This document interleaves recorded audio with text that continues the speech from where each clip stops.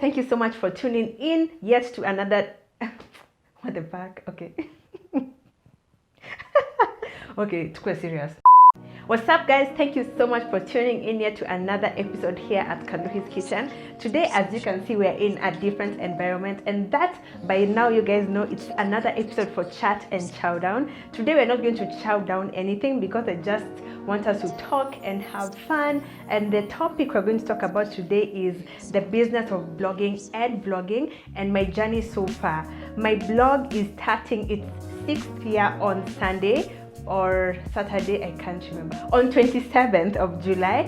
I think it's on Saturday, and to be honest, it's been quite the journey, and I want to fill you guys in on how I got to this level. And for those who want to get into blogging or vlogging, this video is for you. And for anyone who is watching just out of curiosity, pia nyinyi karibu sana. I hope you learn something small from this video, and I hope I demystify this thing because I feel like it's kinda a mystery in some sense or another. See, you know what I'm saying, Cindy? So with me I have some wine, and my favorite is mellow. I love my dry reds. So let's get chatting, and karibuni sana.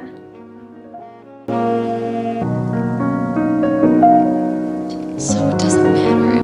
So let me first give you a quick run through of how I started my journey and building my brand.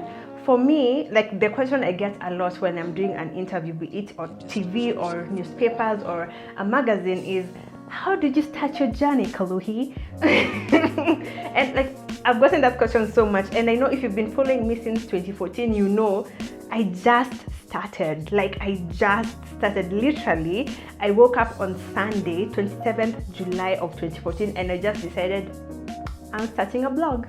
And what I had for breakfast that morning is what I posted on my blog the first time, and it was French toast. Like for me, I used to post my recipes on my personal Facebook page, but my friends used to ask me all the time, give me the recipe, but you know, in a disappear as the day goes along, Cindy. So I decided I'm just starting a blog. So if you want the recipe, go and get it for yourself. I thought it would be just something for me and my friends, and I have very few friends, so I didn't think it would expand outside my circle of friends and become something enormous. And by the way, guys, I am extremely proud of the brand I have built for myself. I am extremely proud that my name has become a household name. I am so proud that I have built a brand out of nothing, and to date it's now my full-time job, and it's what I do for a living. I am a food blogger. Okay, I don't know what just happened. I am a food blogger. I am a video content creator. I am a recipe developer. I am an influencer. I am a marketer. I am many things, but at the core of it, I am just Kaluhi. So one lesson from what I've just said is just start. For those of you who want to get into the business of blogging or vlogging, just start. Don't overthink it, and don't think at it, everyone has a YouTube channel, even my chickens have a YouTube channel, so I can't start mine. Come on, guys, anyone and everyone can start a YouTube channel. And yes, kila mtu ako na blog, kila mtu ako na vlog, but what sets you apart is yourself. Your superpower is that you are you. Being yourself and being authentic will always set you apart from everyone else, not in a competitive kind of way, but in a what do you add to the pool kind of way. Una get what I'm saying? So don't overthink it, just start. I know it's a bit okay, like you need a plan, but just starting will already get you to where you want to be. So don't overthink it, just start. Another lesson that I've learned and have come to really appreciate in my journey is when you're starting out, always know why you're doing what you're doing. For me, I appreciate the fact that from the beginning, 2014, I've always known that my why is adding value to your lives. I don't care about any other sideshow. I could do without fame. I don't care about anything else. My why is adding value to your lives. That's why I find it so fulfilling when I see you guys adding my recipes to your family menus, changing your mindset about spices, making you realize a more exciting way of doing Kenyan classics. Value. For me, that's my why. When you know your why, even after 10 years, your path will still be clear. You will still be passionate. You will still be motivated. But if you're just in the air and you don't know why you're doing what you're doing, you'll fall off after a period of time. And it will also be difficult for you to really zone in and make money out of content creation. We're going to talk about money, but tutafika tu hapo. So as you're starting, make sure your why and the reason why you're doing what you're doing online is super clear to yourself and to just to yourself. It doesn't matter what anyone else thinks. There isn't one specific way things have to be done. You do things in a manner that's most authentic to you and most natural to you. For example, for me, I'm a very private person, and I knew from the beginning I will never mix in my boyfriend, my boyfriends, my husbands, my children when they come into this world. Maybe I will, but at this moment, I've always known that for me, what feels right to me is maintaining my privacy and focusing my brand solely on food content creation and recipes. For another person, they may be very expressive and they like letting people into their lives, and for them it's very natural. They're very, I don't like the term oversharing because it's negative. What term should I use? Okay, they like sharing, It's not wrong to share a lot about your life, neither is it wrong to be very private. Either way you choose to go, whatever feels authentic to you, run with it. On the same token, it's also not wrong to diversify your brand identity. For example, you can be food, fashion, technology, farming, beauty, dentist, whatever.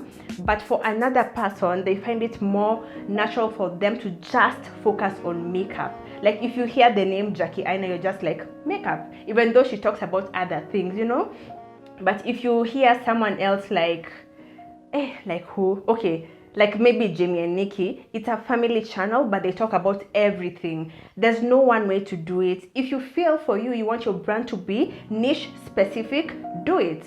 If you feel like for you, it will be more advantageous to diversify and be lifestyle or be photography and be everything, by all means, do it. There's no one way. But one thing you must do is to do what's most authentic to you. Sawa. Point number 4 is, and I don't know, people think that blogging and vlogging is a walk in the park. Guys, it's fucking hard work. Point number 4 is, and I don't know, people think that blogging and vlogging is a walk in the park. Guys, it's fucking hard work.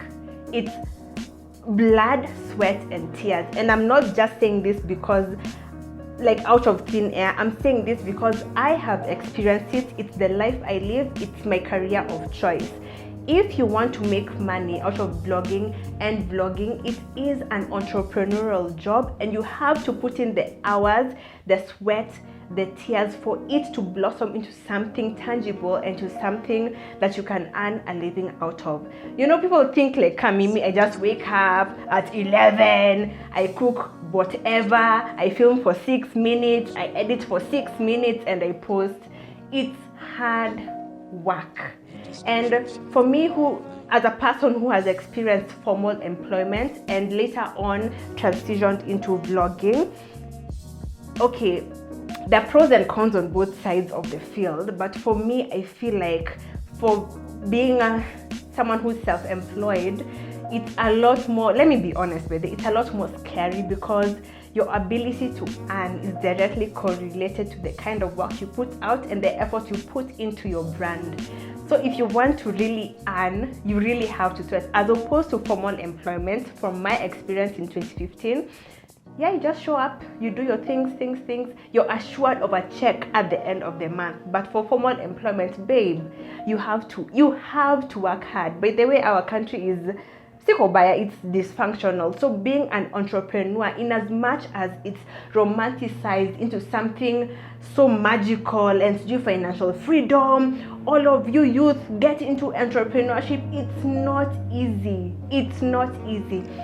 Whether you have a hardware store or a clothing store or a hair salon or you're an online content creator, it's not easy for anyone. There's a lot of hard work that goes into it.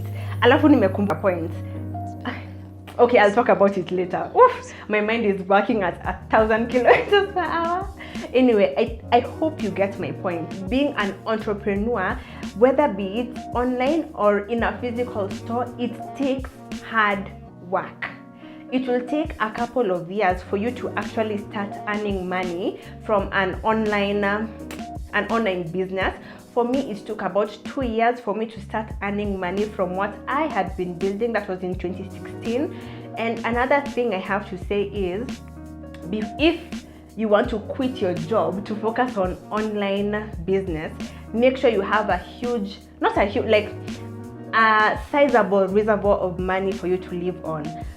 I acknowledge my privilege that I was able to quit my job, at the same time having some money I earned from formal employment, and also the privilege of my parents housing me as I get my shit together. Like many people, that's not possible. So make sure that you have at least that cover. But if you don't have that privilege, which I acknowledge it's the reality for many people, just chill for real in formal employment, do the online thing concurrently, and then step out once it has taken root.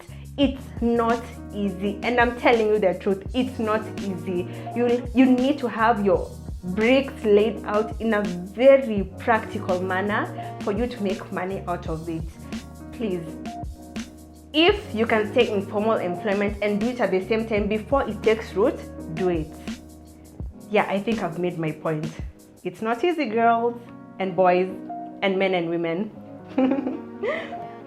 I touched on money on the previous point, and I want to really go into it and give you a feel of how you can really make money out of it. As an online content creator, especially in this country, diversify your channels of income as much as you can. For me, I have my YouTube channel, I have my blog, I do influencer marketing, I partner with different brands, I have an ebook, and my branches. Those are 6 different channels of income. And a factor that I really love about having different sources of income is sometimes, if not most times, brands really delay paying you. So if a brand delays paying you by 2 months, utakanja. Exactly. If a brand delays paying you by a month, watoto watakula nyasi. Exactly. But if you have a diverse income source, if you have diverse income sources, at least you have some cushioning, and also it enables you to grow at the same pace as your peers who are in formal employment. Another thing I want to say is earning from YouTube alone, it's just not sustainable in this country. That's just the truth, baby. And let me say, people think that if someone gets 20k views, amepata 20k shillings. Babe. Ama you think someone has 40k subscribers, that means they get 40k per month. No. Earning from YouTube in this country is just not sustainable. And I think even in many countries, you create content online to build your brand, towards something. It's not the end all. It contributes towards something bigger, something greater. It's not just, I'll post a video, 20k views means 20k shillings. No, it's a lot less. Like, it's just Google how much you earn from a video. You'll see it's a lot less. Number of views does not mean the amount of shillings you'll get. It's not. So how you earn money the main source for me is by partnering with brands. Now I have to say, by the ukipata pesa, please pay taxes. You don't want the government to become your enemy. Why? Always pay your taxes. And I think I've covered everything in terms of money. Please diversify your sources of income, and even if you're in formal employment, if you have the chance to get another side hustle, please do it, guys. Me, I'm all for wealth building, and I want you guys to be rich because I'll also be rich in the future. Let's build that wealth. Be smart. Hiya. Next point is always emphasize high quality over quantity. What I think that's self-explanatory, but let me just go into the details. You're better off churning out one video or one blog post per week as opposed to, I don't know, I'm saying you're better off churning out one quality video or blog post per week as opposed to 12 very mediocre, very ugly, very subpar videos per week. Quality over quantity. Yes, quality always trumps quantity. For a while, maybe you'll get traction because you are churning out many videos, but after a while, especially when you want to go into the influencer marketing field and partner with brands look at quality. Okay, you churned out 12 videos a week, but they all look like mad. Everything you cooked looked like mad. Why would a brand like Unilever partner with you? Nasiko ubaya. Like, everything you need to put out has to be stellar. Like, it has to come within you to want to put out beautiful work all day, every day. And you guys may don't know, I think whether it should come from inside, not even at the brand X in Akwambia, do nice work. Do it for yourself. Your face is on your work. Your name is on your work. When you don't want people to be like, "Ay, you do nice work." For me, I want to be proud of my work. So I always do beautiful work for myself because I know I am excellent and I owe myself constant excellence. So if a brand looked at my work, they'll find me already being excellent on my own. Quality over quantity. Your standards should be global. Top. Always push yourself to be your best, and once you reach to your best, push even higher. Be the bestest, be the bestest, be the bestest. There's no limit. Always rise, always be better, always be better than your previous best. Another thing I've come to really appreciate, by the way, rest is as important as work. Rest time is productive time. For me, I describe myself as someone who I relentlessly push myself to the limits. I can work for hours and hours and hours, and because you're working from home, it can be a bit difficult to set those boundaries. I start at this time, I stop at this time. You can say you're stopping at 5 and then kidogo, 1 more hour, I need to do this. No, let me add 30 minutes, I send this report. Kidogo, it's 10 o'clock, yet you started work at 6 o'clock. That will really lead to burnout. And as a creative, it will bottle your creative juices. You need to rest just as much as you need to put in that hard work. For me, I've put in very strict, I really try, but then nowadays it may improve. I start work at 7 and I try and it's at 7 or earlier. I can't do more than that. If I do that, I'll go beyond what my mind can really take. Another thing I found very important to me is to take time off. And I take like a month off completely. No new content, no filming, no nothing. But when I do that, I know that the work front is covered because I already filmed content way ahead of time. Like today, I'm filming this video on July 21st. But I know I have filmed content up to September 2nd because I know August is my rest time. My work front is covered. I'm going to rest and rejuvenate, but the work front is also covered. Work hard, but also remember rest is an important part of your productivity. Tumelewana? Another thing I've learned and I've really come to appreciate as one of the things I love about myself is learning to do as much as possible by yourself, for yourself. I'm not saying don't ask for help when you need help. By all means, when you need help with something, ask for it. But on the same token, there's some things you can very easily do for yourself if you learn that particular skill. For example, especially when you're starting out, you don't have a lot of money to pay a photographer or a videographer to do the videos or photos for you. But what you can do is learn how to take your own photos and do your own videos by yourself. Yes, the first photos and the first videos will be ugly as fuck, but it's a learning curve and a learning opportunity for yourself. You'll also get to learn your filming style and how to do your own content for yourself. In 2019, most smartphones have very nice quality. You're not limited to only one kind of smartphone for you to film very nice videos or take very nice photos. Start with what you have, and maybe later on you can build from there and expand from there, and maybe buy other cameras that will take your content next level. All you have to do is start where you are, start with what you have, and start today. Tafadhali people, we are starting everything today. Hii video kisha enda uanze, tumia your phone, just start. Another thing I have to stress is, as you're learning to do things for yourself and filming for yourself and editing for yourself, that will also save you some money. The money that would have otherwise gone into someone who would edit the videos for you or film the videos for you can be saved and channeled into other things. Now, last point on learning how to do things for yourself. People, especially Kenyans, please Google. Mbona mnagopanga ku Google?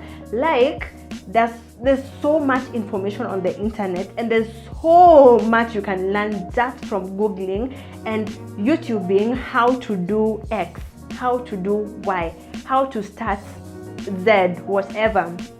Please Google. There's a lot of information on the internet. It will take some time for you to sift through everything and take what works for you, but please learn from. There's so many tutorials. For me, when I started my blog, I didn't have 80,000 shillings to pay someone to put the blog together for me. What did I do? I learned how to build a blog. I learned how to put everything together. I learned how to put a downloadable copy. Everything I did for myself, and I'm very proud of it. There are things I still don't know and I'm still learning, but tuko hapa and we are happy for that. Another thing is, when I started my YouTube channel in 2016, I had someone filming the videos for me, but we had to stop because I didn't have enough money to keep paying that person for the work he has done for me. To compensate for that, I took a step back for about a year. I learned how to film my own videos with my phone, edit my own videos, and now we are here. It starts from somewhere, and you have to start with what you have and build from there. Don't be afraid or ashamed of those wobbly, wonky, ugly videos that you start with. It's part of the journey, but eventually you get to where you are and even beyond. Musiogope, do your research, and as much as you can, learn every skill and do it for yourself. So now we are coming to the final phase of this video, and I want to talk about the regrets I have since I started my work as an online content creator in 2014 till now 2019. Okay guys, it's been so long. I can't believe it. I did it for this long. Anyway, regret number one, and this one really pains my soul because it's money oriented. One, I regret not asking for more, even though I knew the value I added to that brand is unmatched. Like, I think about the amount of time I never asked for more money, or I don't know how to even explain it. I think the pain in my heart is so great. I regret the times I did not know my value. I did not appreciate or really see the value I added to people's lives and to brands' lives and to their businesses. so much so that I did not ask for the amount of remuneration I deserve to get. I think of the amount of times I played small and I didn't ask for more, and it pains my soul. But you know what? We live and we learn. And yeah, like but you know what? What's done is done. The money that was lost is lost. It's spilled milk, but we apply those lessons and we move forward better and doing bigger things. Oh man. Point number 2, a regret I have is not talking. That's not the right word. Not bouncing off my ideas with other food bloggers sooner. That's not to say right now we don't talk. Nowadays we talk every day, like every day. It's my favorite WhatsApp group, and I regret not talking to them sooner. I think we started really talking to each other and bouncing ideas off of each other in about late 2015 or early 2016. We were brought together by our frustration of not earning as we should or being paid as we should, and from there we just built a very nice, beautiful relationship. People think that we are like enemies or we are like fighting or who is your rival. No, we are all cordial, and we just work together seamlessly. Now for me, when it comes to things like earning money, I will ask in our food bloggers group, how much do you think I should ask for this particular campaign, or how much are you being paid, or I want to launch this product, or I want to start this idea. What do you guys think? Critique me, tell me where I should improve. It just builds me. If I had done that since 2014, I would have been very far, but better late than never, and I'm happy we started really building together in 2016. Yeah. My final regret, still stemming from my early years, is sitting and waiting to be found. Like, I used to think that, but see, I'm Kaluhi, see, my work is nice, they'll come to me. Babe, okay, your work is good, but you also have to put yourself out there. You have to be assertive and approach brands as well. Because I used to think, Nani is so lucky, she's being approached by all brands, but me, I'm not being approached. But maybe Nani created her own luck by approaching brands, being bold and being assertive.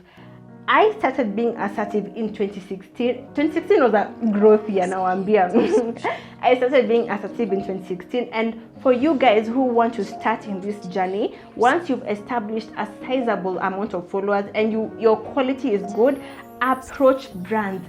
Don't be scared. And when approaching brands, just prepare yourself psychologically. You will receive more no's than yeses, but don't let it turn into a festering wound. Don't take it personally. It's just business. Even it also applies to approaching a certain person for a collaboration. If they cannot collaborate with you at the moment because maybe they're busy or they're tied up with something else, and they tell you no, or they tell you not yet, or they tell you I'm busy, don't take it personally. No one owes you a yes. And when someone tells you no, it's not personal. Don't take it as a festering wound. Don't let it turn into a festering wound. It's just business. Jisimamisha and move on to the next person. You will receive more no's and yeses, but what you have to do is to continuously, boldly put yourself out there. Usiogope. So guys, we've come to the end of this video, and I hope I at least demystified how online business goes. I hope you've learned something from this video, and I hope for you who wants to try something online, maybe YouTube, maybe blog, maybe just influencing, I hope you've learned something. Don't forget, I just have to emphasize before we leave, it's hard work. You have to put in the work. You have to be bold and to put yourself out there. It takes time for you to build a brand and to make money out of online content creating. Put yourself out there, and don't forget, you'll get more no's than yeses, but don't take it personally because it never was from the beginning, baby. It's just business. Other things, I think I can talk about till kingdom come. But please, I hope everything was clear, and I hope, please guys, let's put more content out there. There's room for everyone, so don't feel like you're less than or there's no room for you. If you have anything else to add to this video, please comment down below. I'd love to hear from you. If you are a content creator and you have other things to add on to what I've said, by all means, please do. And I hope with everything anyone is doing, whether you're in formal employment or you're self-employed, be your very, very best, work hard, and shine at everything you do. See you in my next video, and I hope you loved this one. Cheers to many more, and cheers to growth till infinity. Bye guys.